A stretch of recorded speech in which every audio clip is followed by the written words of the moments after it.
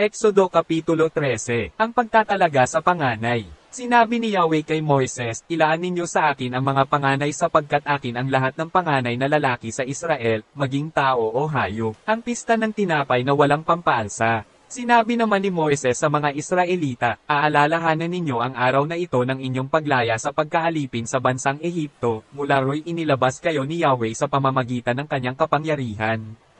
Huwag kayong kakain ng tinapay na may pampaalsa. Umalis kayo ng Ehipto sa araw na ito ng unang buwan. Dadalhin kayo ni Yahweh sa lupaing ipinangako niya sa inyong mga ninuno, sa isang mayaman at masaganang lupain, ang lupain ng mga Kananiyo, Heteo, Amoaryo, Havita at Jebuso. Pagdating doon, ipagdiriwang ninyo taon-taon ang araw na ito. Ang kakainin ninyo sa loob ng 7 araw ay tinapay na walang pampaalsa, at sa ika-7 araw ay ipagpipista ninyo si Yahweh. Tinapay na walang pampaalsa ang kakainin ninyo sa loob ng 7 araw. At sa panahong iyon, huwag magkakaroon ng pampaalsa o tinapay na may pampaalsa sa inyong lupain. Sa araw na iyon, sasabihin ng bawat isa sa kanyang mga anak, ginagawa natin ito bilang pag-aalaala sa pagliligtas sa amin ni Yahweh nang ilabas niya kami sa Ehipto. Ang pag-alalang ito'y magiging isang palatandaan sa inyong kamay o sa inyong noo, upang hindi ninyo malimutan ang mga utos ni Yahweh, sapagkat inilabas niya kayo sa Ehipto sa pamamagitan ng kanyang dakilang kapangyarihan. Gaganapin ninyo ang pag-aalaalang ito sa takdang araw taon-taon. Ang mga panganay na lalaki. Dadalhin kayo ni Yahweh sa lupain ng mga Kananiyo, sa lupaing ipinangako niya sa inyo at sa inyong mga ninuno. Pagdating doon, ibukod ninyo para sa kanya ang lahat ng panganay na lalaki. Kanya rin ang lahat ng panganay na lalaki ng inyong mga hayop.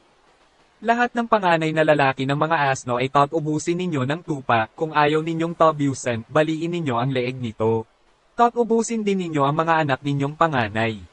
Darating ang araw na itatanong ng inyong mga anak kung bakit ninyo ginagawa ito. Sabihin ninyo sa kanila na kayo'y iniligtas ni Yahweh mula sa pagkaalipin sa Ehipto sa pamamagitan ng kanyang kapangyarihan. Sabihin ninyo na nang magmatigas ang Faraon at ayaw kayong payagang umalis sa Ehipto, pinatay ni Yahweh ang lahat nilang panganay, maging tao o hayop. Ito ang dahilan kaya ninyo inihahandog sa kanya ang lahat ng panganay na lalaki, ngunit ang anak ninyong panganay ay inyong tinutubos.